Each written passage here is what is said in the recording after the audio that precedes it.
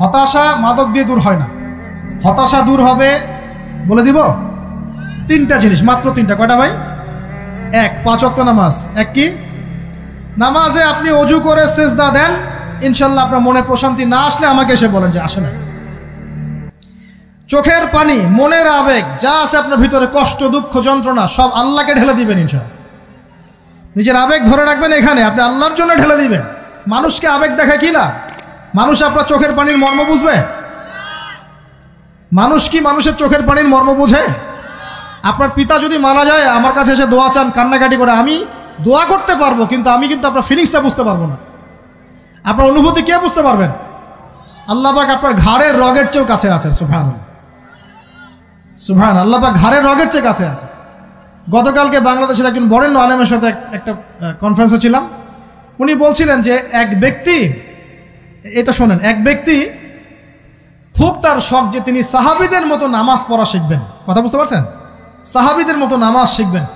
তো একজন বরেণ্য আলেমের কাছে এসেছেন, এসে বলছেন যে আমাকে সাহাবীদের মতো নামাজ শিখিয়ে দেন। তখন সেই আলেম আরেকজন আলেমের সন্ধান দিয়েছেন, যে তুমি তার কাছে যাও, তিনি শেখাবেন। তো সেই ব্যক্তি একটু অবাক হয়েছেন, কারণ যাকে প্রশ্ন করেছিলেন তিনি অনেক বড় মুহাদ্দিস, আর যার কাছে পাঠানো হচ্ছে তিনি অত বড় মুহাদ্দিস নন, কিন্তু আবেদ, আমল করেন। তাকে গিয়ে বলছেন উনি আমাকে পাঠিয়েছেন সাহাবীওয়ালা নামাজ শিখিয়ে দেন। তখন তিনি বলছেন ঠিক আছে, সুন্দর করে অজু করে আসো, সুন্দর করে অজু করে আসো। অজু করার সময় খালি খেয়াল রাখবা যে আমি অজু করছি শুধু আল্লাহর সন্তুষ্টির জন্য। কি খেয়াল রাখবেন? অজু করছি শুধু আল্লাহকে রাজি খুশি করার জন্য অজু করছে, আর কোনো উদ্দেশ্য নাই আমার। অজু করতে যাচ্ছে, তিনি আবার বলছেন দাঁড়াও, শুধু আল্লাহকে রাজি খুশি করার জন্য অজু করো। আবার শুরু করছেন, আবার বলছেন শোনো, শুধু আল্লাহকে রাজি খুশি করার জন্য অজু করো। এভাবে বলতেই আছেন। নামাজে দাঁড়িয়েছেন, দাঁড়ানোর আগে বলছেন শোনো, শুধু আল্লাহকে রাজি খুশি করার জন্য নামাজ পড়ো। বলতেই আছেন। এক পর্যায়ে সে ব্যক্তি নামাজ শুরু করলো, নামাজে মনোযোগ এদিক ওদিকে যায়, আর তার মাথায় এটা আসে, এই শুধু আল্লাহকে রাজি খুশি করার জন্য আমাকে নামাজ পড়তে হবে, শুধু আল্লাহকে রাজি খুশি করার জন্য নামাজ পড়তে হবে। এই চিন্তা তার মনের মধ্যে ঘুরপাক খাচ্ছে। এভাবে নামাজটা সে শেষ করেছে। শেষ করে চিন্তা করছে যে নামাজ তো পুরোপুরি মনোযোগ দিতে পারলাম না। বারবার মাথার মধ্যে এরকম চিন্তা আসছে, আল্লাহ আমাকে তুমি মাফ করে দাও, নামাজটা আমার মনে হলো না ঠিক মতো। তখন সে ফিরে এসে তার সে ওস্তাদকে বলছেন আমার তো নামাজ এরকম করে পড়লাম, কিন্তু শেষমেশ মনে হলো যে নামাজটা হয়তো কবুল হয় নাই, আল্লাহর কাছে খুব মাফ চাইলাম, আল্লাহ আমাকে মাফ করে দাও, নামাজটা মনে হলো না। তখন সেই যে প্রথম ব্যক্তি যিনি পাঠিয়েছেন তিনি বলছেন এটাই হলো সাহাবীওয়ালা নামাজ। তারা আল্লাহকে রাজি খুশি করার জন্য নামাজ পড়তেন, নামাজ শেষ করে আল্লাহর কাছে ইস্তেগফার করতেন, আল্লাহ কিছুই হলো না, কিছুই হলো না। আমার কথা কি বুঝতে পারছেন? অতএব আল্লাহকে রাজি খুশি করার জন্য আপনি আপনার আবেগ, আপনার ইবাদত সব ঢেলে দিবেন ইনশাআল্লাহ। অন্য কারো কাছে কিছু পাওয়ার আশা করব। আমাকে আল্লাহ পাঠিয়েছেন দুনিয়াতে নামাজ পড়তে, রোজা রাখতে, দিনের প্রচার করতে, দিনের জ্ঞান অর্জন করতে, এই তো। তা আমি একজন মেয়ের জন্য জীবন নষ্ট করে দিব কেন? আমি তাহলে আল্লাহর কাছে কি মুখ দেখাবো, আর নবীর কাছে কি মুখ দেখাবো? ওখানে গিয়ে বলবো আল্লাহ আমি আমার অমুক প্রেমিকার জন্য আশেক হয়ে একদম জীবন দিয়ে দিয়েছি, আত্মহত্যা করেছি। গেছে ভাই, যাইতে দেন। যে ব্যক্তি আপনার অবস্থানকে মূল্যায়ন করে নাই সে আপনার যোগ্য ছিল না। এখন আপনি কি করবেন? নিজের অবস্থান উন্নত করেন, আপনার পিছনে লাইন ধরে ঘুরবে ইনশাআল্লাহ। এটাই বাস্তবতা। দুনিয়া খুব খারাপ জিনিস। মানুষের অবস্থানকে মূল্যায়ন করে, মানুষের অবস্থানকেই মূল্যায়ন করে, কিন্তু আল্লাহ রাব্বুল আলামিন আপনাকে সর্বাবস্থায় ভালোবাসেন। আলহামদুলিল্লাহ। এই যে আমরা এখন অনেক পাপ করছি না, আল্লাহ কি আমাদেরকে আযাব দিয়ে ধ্বংস করে দিয়েছেন? আল্লাহ পাক এখনো আমাদেরকে ভালোবাসেন, রহম করেন, আল্লাহ পাক অপেক্ষায় করছেন কখন তওবা করবে, আমি তওবা কবুল করব। এই কখন আমার বান্দা খালি একবার বলে আস্তাগফিরুল্লাহ, আল্লাহ পাক সাথে সাথে মাফ করে দেবেন ইনশাআল্লাহ। আর সেই আল্লাহকে ভুলে আপনি কার পিছনে ছুটছেন? আমরা কিন্তু নিয়াত করতে পারি ভাই যে আমরা যারা ওয়াজ শুনলাম জীবনে কোনোদিন সিগারেটে হাত দিব না ইনশাআল্লাহ। রাজি আছি ভাই? অন্য বড় বড় জিনিস তো বহু দূরের কথা। আচ্ছা, অনেকে রাজি হয় নাই কেন? আপনারা কি অলরেডি আসক্ত? আমি অনেক ভাইকে দেখেছি মাশাআল্লাহ ইফতার খুলেই একদম ব্যঞ্জন টানা শুরু করে। হ্যাঁ, এটা যে হারাম আপনাদের কেউ ওয়াজ করে শোনায় নাই? এটাকে কি মনে করেন আপনারা, হারাম না হালাল? কেউ বলেছে মাকরু, নাকি মাকরু ফতোয়া দিয়েছে? মাকরুহ শব্দের অর্থ জানেন আপনি? মাকরুহ শব্দের অর্থ কি একটু শোনেন। সূরা বনী ইসরাঈল খুলবেন। কোন সূরা? সূরা বনী ইসরাঈল আল্লাহ পাক বলছেন, আমি বনু ইসরাঈলকে এই কাজগুলো করতে নিষেধ করেছিলাম। কোন কোন কাজ? জেনা করো না, জেনার ধার কাছে যেও না, এতিমের মাল আত্মসাৎ করো না, শিরিক করো না ইত্যাদি। যারা আলেম আছেন তারা আমার কথা বুঝবেন। এই কাজগুলোর পরে আল্লাহ পাক বলছেন যে এই প্রত্যেকটা কাজ আল্লাহর কাছে মাকরুহ, অপছন্দের। কিসের? অপছন্দ। তাহলে এটাকে আপনি সহজ মনে করছেন? নিয়াত করি আল্লাহ পাকের সন্তুষ্টির জন্য আমরা কোনোদিনও মাদকের সাথে সম্পৃক্ত হব না ইনশাআল্লাহ। আর বিশ্বাস করেন, শুধুমাত্র মাদকদ্রব্য নিয়ন্ত্রণ অধিদপ্তর এই আইন কানুন এগুলো দিয়ে, জরিমানা দিয়ে মানুষকে মাদক ছাড়ানো যাচ্ছে না, যাবে না। কেন যাবে না এটা আপনারা খুব ভালো করেই জানেন, আমি বলতে চাচ্ছি না। অনেক সময় মাদক বিরোধী কনসার্ট করে মানুষ, মাদক বিরোধী কনসার্টে ওঠার আগে এক বোতল ডাইল খেয়ে আসে আগে। এগুলো কি বাস্তব কথা বলছি না অবাস্তব কথা বলছি? আমাদের যুবক ভাইরা কোশ্চিনকালেও মাদকের ধার কাছে যাবেন না ইনশাআল্লাহ। একটা হাদিস খালি মনে রাখেন, এই হাদিসটা মনে রাখেন। নবী সাল্লাল্লাহু আলাইহি ওয়াসাল্লাম বলেছেন, কেউ যদি মাদকদ্রব্য সেবন করে তার 40 দিনের নামাজ কবুল হবে না। সিগারেট একটা খেয়েছি, 40 দিন নামাজ নাই। এরপর যদি সে তওবা করে আল্লাহ মাফ করে দিবেন। আবার যদি মাদক খায় আবার 40 দিন কবুল হবে না। যদি আবার তওবা করে আল্লাহ মাফ করে দিবেন। আবারও যদি খায় আবারও 40 দিন কবুল হবে না। আবারও তওবা করলে আল্লাহ আবার মাফ করে দিবেন। চতুর্থবার সে যদি মাদক খায়, আল্লাহ রসুল সাল্লাল্লাহু আলাইহি ওয়াসাল্লাম বলছেন, আল্লাহ পাক কিয়ামতের মাঠে তাকে তিনাতুল খাবাল পান করাবেন। কি পান করাবেন? তিনাতুল খাবাল। সাহাবীরা বললেন, ইয়া রাসূলুল্লাহ, এটা কি তিনাতুল খাবাল? কি? নবী সাল্লাল্লাহু আলাইহি ওয়াসাল্লাম বলছেন, এটা হচ্ছে জাহান্নামীদেরকে আযাব দেওয়ার পর তাদের রক্ত মাংসের যে পুঁজ বের হবে, এই যে ড্রিঙ্কস, জাহান্নামের হার্ড ড্রিঙ্কস, এই ড্রিঙ্কসের নাম হলো তিনাতুল খাবাল।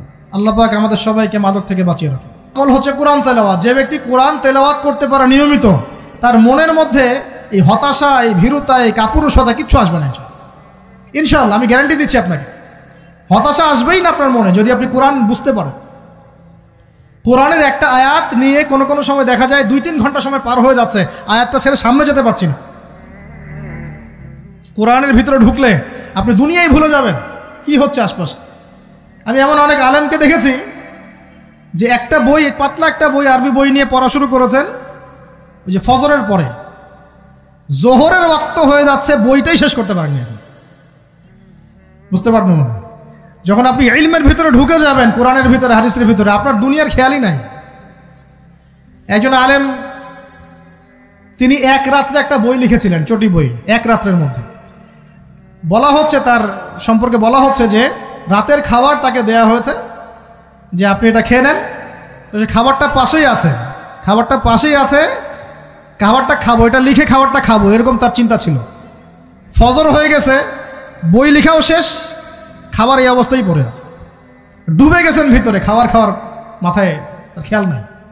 এরকম হয়। একজন মনীষী, বিখ্যাত মনীষী, রিয়াদুস সালেহীন কিতাবের রাইটার, সংকলক আল্লামা নববী রাহিমাহুল্লাহ, এরকম সারা রাত চলে গেছে, পাশে 2টা খেজুর, ওই 2টা খেজুর খাওয়ারই সময় পান। হাদিস নিয়ে গবেষণা করতে রাত পার হয়ে গেছে। আমি বলতে চাচ্ছি, যখন ইলমের ভিতরে, কোরআন হাদিসের ভিতরে ঢুকে যাবেন, আপনার দুনিয়ার খেয়াল আপনার চলে যাবে ইনশাআল্লাহ। এই টেনশন, হতাশা, এই সেই বাদ। তখনই আল্লাহ পাক আপনাকে তার পক্ষ থেকে রহমত দিবেন, বরকত দিবেন, আল্লাহ আপনার দুনিয়ার কাজগুলো করে দিবেন ইনশাআল্লাহ। তখন দেখবেন কেউ আপনার দুনিয়ার ওই কাজটা করে দিয়েছে, কেউ ওই কাজটা করে দিয়েছে, কেউ বাসায় খাবার পাঠিয়ে দিয়েছে, আল্লাহ পাকই এগুলো করাই দিবেন ইনশাআল্লাহ। তো প্রিয় ভাইরা, মাদকে যাব না আল্লাহর কাছে আসবো? 2 নাম্বার কোরআন তেলাওয়াত, 3 নাম্বার আল্লাহর জিকির। 3 নাম্বার কি ভাই? আল্লাহর জিকির। চলতে ফিরতে সব সময় মুখ চলতে থাকবে, মুখ না চললেও মনে মনে মন তাজা থাকবে, মনে মনে জিকির হতে থাকবে। মনে মনে জিকির করতে পারেন? মুখ নড়বে না, কিন্তু মনে মনে আপনার একটা জিকির হতে থাকবে, সুবহানাল্লাহ ওয়া আলহামদুলিল্লাহ, লা ইলাহা ইল্লাল্লাহ, আল্লাহু আকবার। পারা যাবে?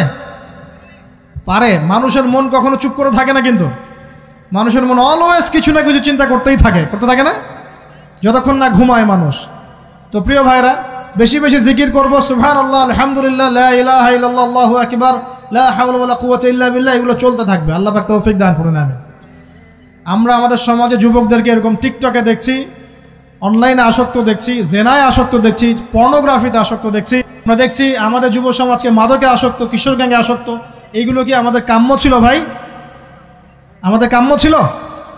এই অবস্থায় কি যুব সমাজ আল্লাহ পাকের দ্বীনের পতাকা হাতে নিয়ে আল্লাহর জমিনে দিন কায়েম করতে পারবে কিনা একটু আমাকে উত্তর দেন দেখি। এখন এই অবস্থায় পারবে?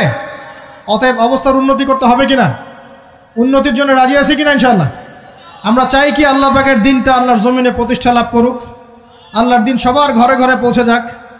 আল্লাহ পাকের দিনের যে সৌন্দর্য সবাই সেটাই, এই সৌরভটা সবাই পাক, আমরা চাই কিনা? সমাজে শান্তি প্রতিষ্ঠা হোক, আবার সেই রাসূলের মতো যুগ চলে আসুক, আমরা চাই কিনা? অতএব আমাদের সবাইকে যৌবনের এই প্রলোভনগুলো থেকে বেরিয়ে এসে আল্লাহ পাকের ইবাদতে আত্মনিয়োগ করতে হবে। আল্লাহ পাক আমাদের সবাইকে তৌফিক দান করুন, বলি আমিন।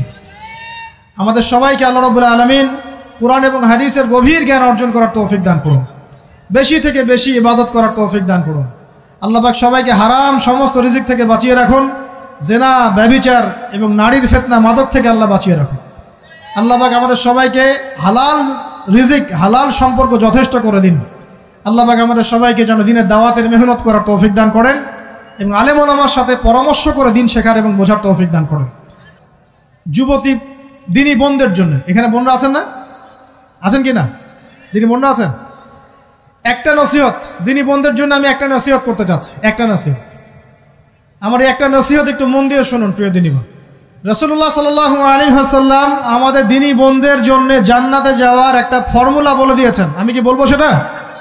আচ্ছা, রাসূলুল্লাহ সাল্লাল্লাহু আলাইহি ওয়াসাল্লাম বলেছেন আমাদের দিনী বোনেরা, আমাদের মায়েরা, এই নারী জাতি মাত্র 4টা কাজ করলে জান্নাতের যে কোনো দরজা দিয়ে ইচ্ছা প্রবেশ করতে পারবেন। খুশি হন নাই? কয়টা কাজ? মাত্র 4টা। এক, যদি আমাদের দিনী বোনেরা 5 ওয়াক্ত নামাজটা ওয়াক্ত মতো পড়ে, আল্লাহ পাক তৌফিক দান করুন, বলি আমিন। 2 নাম্বার, যদি তারা রমাদান মাসের রোজাটাকে ঠিক মতো আদায় করতে পারে। 1 নাম্বার 5 ওয়াক্ত নামাজ ঠিকঠাক আদায় করা, 2 নাম্বার রমজান মাসে সওম রাখা, 3 নাম্বার তাদের লজ্জাস্থানের হেফাজত করা, মানে শরঈ পর্দা মেনটেন করা, শরঈ পর্দা মেনটেন করা। এবং আমি বলে দেই, চেহারাটা আপনাদের পর্দার অন্তর্ভুক্ত। এটা নিয়ে অনেক বাকবিতণ্ডা হয় না সমাজে, চেহারা দেখানো যাবে কি যাবে না ইত্যাদি। চেহারা আপনার পর্দার অন্তর্ভুক্ত বিষয়, ফুল স্টপ। এর উপরে ফতোয়া অনেকে অনেকভাবে দিচ্ছে, কিন্তু বরেণ্য উলামায়ে কেরামের কিতাবগুলো ঘাটাঘাটি করেন, তাদের ফতোয়া হচ্ছে চেহারা আপনার পর্দার অন্তর্ভুক্ত বিষয়, চেহারা ঢেকে রাখবেন, আল্লাহ পাক তৌফিক দান করুন। চোখ থাকবে খোলা, ঠিক আছে। 4 নাম্বার, স্বামীর আনুগত্য করতে হবে। স্বামীর আনুগত্য, এই যে আনুগত্য শব্দ শুনলেই মানুষের একটা মানে নেগেটিভ ধারণা তৈরি হতে পারে। স্বামীর আনুগত্য মানে কি আমি তার দাসত্ব করব?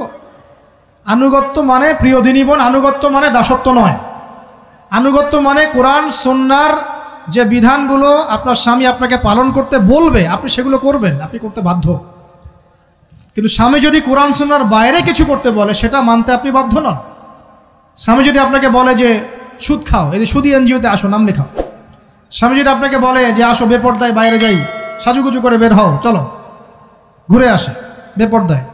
স্বামী যদি বলে দেবরকে একটু খাবারটা দিয়ে আসো, আমার অফিসের কলিগ আসছে, খাবার পরিবেশন করো, আসো ডাইনিংয়ে আসো, এই যে হারাম কাজ, বেপর্দার আদেশ করছে, সুদের আদেশ করছে, আপনি সেগুলো পালন করবেন না। কিন্তু হালাল বৈধ যে কোনো বিষয় আপনি স্বামীর আনুগত্য করবেন, এটা আপনার উপর ফরজ। এই 4টা কাজ যদি আপনি করতে পারেন, জান্নাতের যে কোনো দরজা দিয়ে ইচ্ছা আপনি প্রবেশ করতে পারবেন ইনশাআল্লাহ। আল্লাহ পাক আমাদের দিনী বোনদেরকে এই 4টা কাজ করার তৌফিক দান করুন। আমাদের সবাইকে আল্লাহ পাক জান্নাতের জন্য কবুল করুন, বলি আমিন।